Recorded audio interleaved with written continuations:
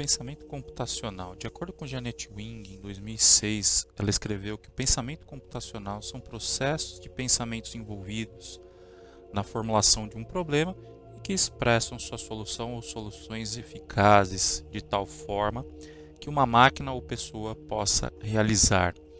Então é uma sequência de pensamentos, é uma técnica para você resolver problemas. Então, a gente vai trabalhando com essas técnicas aí através de alguns desafios. Então vamos entender quais são os 4 pilares do pensamento computacional. O primeiro é a decomposição, que é dividir um problema em partes menores para que a resolução seja feita de maneira fracionada, o famoso dividir para conquistar. Resolvendo problemas menores, conseguimos chegar à solução do problema maior. Então temos um problema e o dividiremos em pequenas partes. Assim a gente pode dar continuidade ao processo de análise desse problema, ficando mais fácil a abordagem e sua solução. E ainda permitindo algumas outras características que a gente vai ver que são os outros pilares. O segundo pilar, reconhecimento de padrões. Então, localizar similaridades entre os entes que foram divididos, buscando por reconhecimento de padrões entre as partes e também a correspondência a padrões já conhecidos, permite também a separação dos itens. Então, conforme dividimos o nosso problema em partes, observamos que a gente enxerga aqui um padrão. E aí, resolvendo esse padrão, a gente diminui os itens para serem solucionados. E a gente pode recorrer também a soluções passadas. De repente, a gente já resolveu esse problema no passado e pode utilizar a mesma solução. O terceiro pilar é a abstração. Então, nessa etapa, vamos filtrar e separar os elementos, determinando quais são essenciais e os que não são, ignorando detalhes que não são desnecessários para a solução do problema. Então, a gente vai ignorar alguns detalhes aí que não vão agregar à solução do problema. Então, conforme a gente viu anteriormente, tinha separado, observamos que tinha 2 triângulos que eram um padrão, percebemos que esse era um item importante a ser resolvido. Então, iniciamos aqui e o parte B e parte C pode ser descartado no momento. A parte A é a parte mais importante. Depois de feita a abstração, nós vamos para o último pilar, que é o algoritmo. Então, qual é a sequência de passos que a gente vai fazer para resolver esse problema? Então, aqui vamos determinar como será o processo para a resolução do problema, ou parte dele após a decomposição. O reconhecimento de padrões e a abstração, que pode ser feita por um computador ou por um ser humano, o processo se dá por uma sequência finita de passos que devem ser executados em um tempo finito. Podemos utilizar várias ferramentas: texto estruturado, fluxograma, mapas mentais, pseudocódigos, entre outros. Aqui a gente vai mostrar um exemplo de um fluxograma. Então, o fluxograma tem seu início, a seta indica qual é a ordem de execução. Então, nesse momento, a gente vai pedir para escrever quantos anos você tem. Por exemplo, escrever na tela de um computador ou numa folha de papel. Depois dessa sequência, nós vamos ler a idade. Você vai digitar ou vai escrever qual é a idade que você tem. Na sequência, vamos fazer uma pergunta: o valor da idade é maior que 18 anos? Então, esse tipo de pergunta sempre tem que ter a resposta sim ou não. Se a resposta for não, escrever entrada proibida e ligar uma lâmpada vermelha. Se a resposta for sim, ou seja, idade maior que 18 anos, escrever entrada permitida e ligar uma lâmpada verde. Assim, os nossos dois fluxos se encontram aqui e chegamos ao fim do nosso algoritmo. Então, é uma técnica bem interessante para resolver problemas. Utilizando esses 4 pilares, vai ajudar a resolução de problemas e desenvolver o pensamento computacional.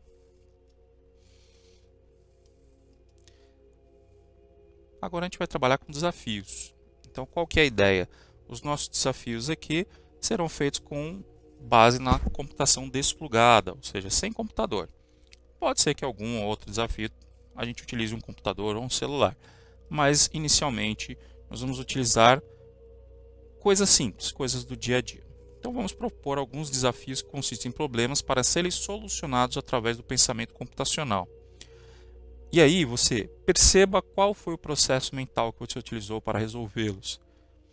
E agora vamos para algumas considerações. Primeiro, toda a resolução é feita de forma lúdica, sem auxílio de equipamentos eletrônicos para tal.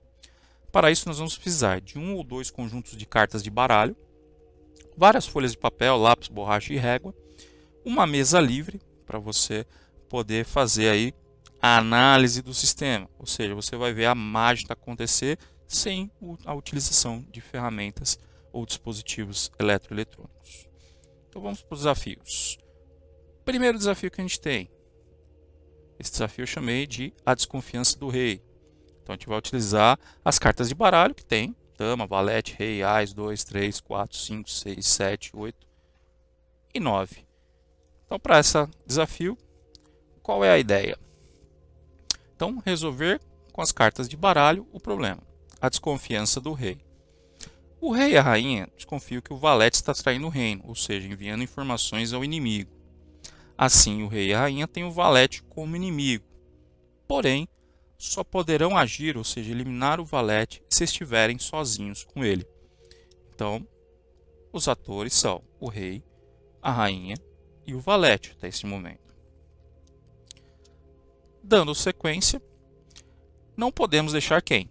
O rei e o valete sozinhos, assim como a rainha e o valete. Então a gente sabe que rei e rainha, tranquilo. Rei e valete. Fatality. Rainha e valete. Fatality. Não podemos deixar juntos. Então é a primeira análise que a gente já fez. Então a gente já está desenvolvendo o pensamento computacional com essa primeira análise. Depois, temos uma situação. O reino do rei Arduino está em guerra e o castelo está sendo invadido por bárbaros. A fuga do castelo é o único caminho para a salvação. O castelo possui inúmeras passagens secretas. O rei, a rainha e o valete conseguiram chegar a uma dessas saídas, mas há um rio que separa o castelo da rota de fuga. Chegando ao porto, há um barco com apenas 2 lugares, e um desses lugares sempre é reservado ao barqueiro, que é conhecido como o atravessador, que será responsável pela travessia e conduzi-los até a rota de fuga. Então a gente tem o rei, a dama, a rainha no caso, o valete e o ás, que será o atravessador. Então ele que vai ser responsável por fazer essa travessia. Então chegando ali, o que a gente tem que observar? Você deve definir quais serão os passos que o atravessador executará. Então você vai determinar o que o atravessador fará para levar todos para a rota de fuga. Então detalhes, o rei não pode ficar sozinho com o valete e a rainha não pode ficar sozinha com o valete em qualquer uma das margens. Se o atravessador, se o ás estiver junto, não tem problema. Então a condição segura é o ás estando junto. Então, temos o ás, o rei, a rainha e o valete. Então, a situação é essa. Castelo, em guerra, em chamas. O ás é o atravessador. Temos o rei, a rainha e o valete, que precisam chegar aqui na rota de fuga. Então, a ideia agora é você pensar quais serão os processos que o ás tem que fazer para atravessar os 3 membros da realeza, assim como ele, para poder fugir do reino em guerra. Pausa o vídeo e começa a pensar nessa solução. Na sequência, vamos fazer algumas análises aqui que podem ajudar você nessa resolução. Então, condições seguras. Então, a primeira análise, então a gente já está aqui analisando as condições seguras. Então a gente faz uma decomposição aqui e já faz uma abstração também. Então, estamos analisando, essas condições são seguras. Os 4 de um lado, o ás com a rainha e o rei, o ás, a rainha, o rei e o valete, o ás, a rainha e o valete, não tem problema. O ás sozinho com o valete, o ás sozinho, o rei, a dama, a rainha e o valete, o rei e a dama, ou a rainha. Se eu tiver aqui o rei sozinho, a rainha sozinha ou o valete sozinho, quer dizer que o AIS vai estar fazendo companhia para os outros elementos. Então é uma análise mais abrangente que a gente fez aqui. Depois temos aqui as condições inválidas, ou seja, mais uma análise. Então se eu deixar aqui, ó, o AIS sozinho com o rei, quer dizer que a dama, então, a dama e o valete, ou seja, a rainha e o valete estão sozinhos. Então temos problema. Se eu deixar o AIS sozinho com a rainha, quer dizer que o rei está sozinho com o valete. Temos problema. Se eu deixar aqui o rei e o valete, temos problema. E do outro lado eu vou ter o AIS e a rainha, também um problema. Se eu deixar a rainha com o valete, problema. E do outro lado, com certeza, a gente vai ter o AIS e o rei. Então essas são as condições inválidas que não podem acontecer. Então vamos dar sequência aqui à nossa resolução. Então se você quiser, pausa o vídeo, tenta resolver, faz um esquema, o esquema que você achar melhor. Que daqui a pouco a gente vai apresentar algumas soluções, algumas análises e assim como resolveremos este problema. Vídeo pausado. E vamos voltar. Então, quais as abordagens que a gente pode fazer para solucionar o problema? Primeira abordagem. Então, o primeiro método que eu chamei aqui. Colocamos ali uma linha, dividindo o castelo e a rota de fuga, e a sequência que a gente vai fazer com as cartas. Então, tem as 4 cartas. O círculo aqui, né? A marcação em amarelo e a seta indica quem vai fazer a movimentação. Então, na primeira movimentação, a gente vai levar o valete e o AIS para a rota de fuga. Ficando o rei e a dama desse lado. Então, situação ok. E o as e o valete do outro lado. O as volta. O atravessador sempre vai estar no barco, então ele volta. Então, a gente vai ter do lado do castelo, rei, rainha e o atravessador. E o valete sozinho na rota de fuga. Seguindo a sequência, temos lá o atravessador vai levar a dama para a rota de fuga. Então, na rota de fuga, a gente tem o as, que é o atravessador, o valete e a rainha. Não tem problema porque o atravessador está junto com os dois. E o rei sozinho do lado do castelo. Agora o as vai voltar com o valete. Então, o atravessador volta com o valete para o castelo, deixando a rainha sozinha. Chegando no castelo, temos o as, o valete e o rei. Situação segura. E rainha sozinha na rota de fuga. Na sequência, lá no castelo, temos lá, né, rei, valete e atravessador, rainha sozinha. Pegamos o rei, então o atravessador vai atravessar o rei para a rota de fuga. Deixando lá na rota de fuga o rei e a rainha. Retornando para o castelo para buscar o valete. Então, condição segura também. Chegando lá, o as e o valete está do lado do castelo, o rei e a rainha na rota de fuga. Condição segura. Depois disso, o as vai levar o valete até a rota de fuga. Então, os 4 estão na rota de fuga e o nosso objetivo foi conquistado, sem ter nenhuma baixa e nenhuma perda. Então, essa sequência é a sequência lógica que podemos utilizar para resolver. Você pode fazer alguma modificação. De repente, você leva algum outro elemento, o rei ou a rainha ali. Vai chegar no mesmo resultado. Lembrando que não pode ter nenhuma condição insegura. Agora vamos para o segundo método. Então, o segundo método é um método mais escrito. Então, o as transporta o valete para a rota de fuga e deixa lá. O as volta sozinho para o castelo. O as transporta a rainha para a rota de fuga, deixa a rainha e pega o valete. As volta com o valete para o castelo e o deixa lá e pega o rei. O as transporta o rei para a rota de fuga e o deixa lá com a rainha. As retorna sozinho para o castelo para buscar o valete. As transporta o valete para a rota de fuga e todos fogem juntos. Então é uma segunda abordagem, um segundo método, através de texto. Também chegamos à resolução do problema. Aparentemente é uma quantidade menor de passos. E o terceiro método? Então, o terceiro método a gente vai utilizar os fluxogramas. Então, a gente vai utilizar o fluxograma na visão, na execução do AS, ou seja, na execução do atravessador. Então, o início.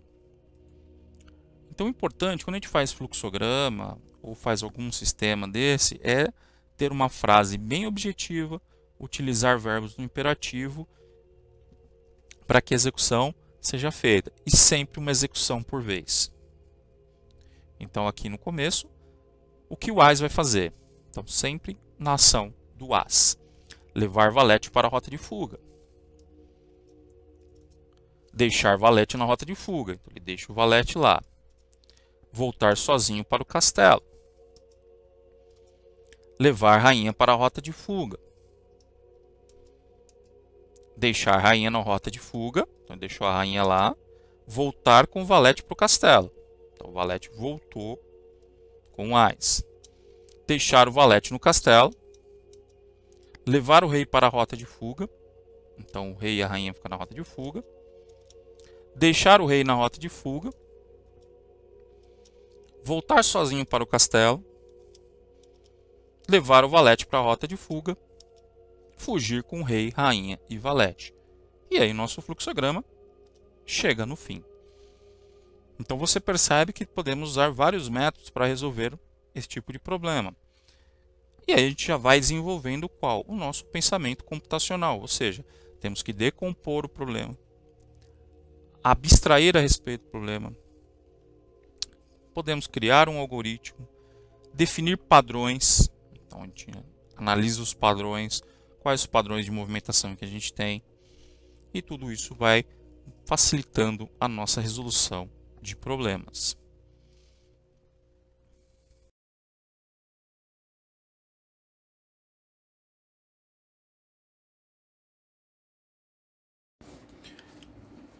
Então vamos começar aqui a resolução do nosso problema. Lembrando que o AS no barco pode transportar apenas um elemento do castelo e que não podemos deixar nem o valete sozinho com o rei e nem o valete sozinho com a dama em nenhuma das duas margens. Então vamos começar. No primeiro transporte, o AS vai pegar o valete, transportar o valete até a rota de fuga, deixar o valete, retornar sozinho para o castelo. Ao chegar no castelo, vai transportar a dama até a rota de fuga, deixar a dama na rota de fuga, pegar o valete novamente, retornar com o valete até o castelo, deixar o valete no castelo, transportar o rei até a rota de fuga, deixando o rei com a rainha, que não tem problema nenhum, retornando para o castelo, pegando o valete novamente e transportando o valete até a rota de fuga, onde os 4 membros aqui da realeza poderão fugir da guerra. Então essa é uma das soluções que a gente pode utilizar para fazer o transporte sem deixar nenhuma situação de risco para o valete. É isso aí, pessoal. Até a próxima. Então esse é o fim do desafio 1. Aqui apresento as referências bibliográficas de onde eu peguei as informações que ajudaram a fazer essa apresentação. Pessoal, até uma próxima. E na próxima vamos fazer o desafio 2. Vamos continuar utilizando o baralho e vamos começar aqui a fazer novas experiências e novos problemas. Até breve.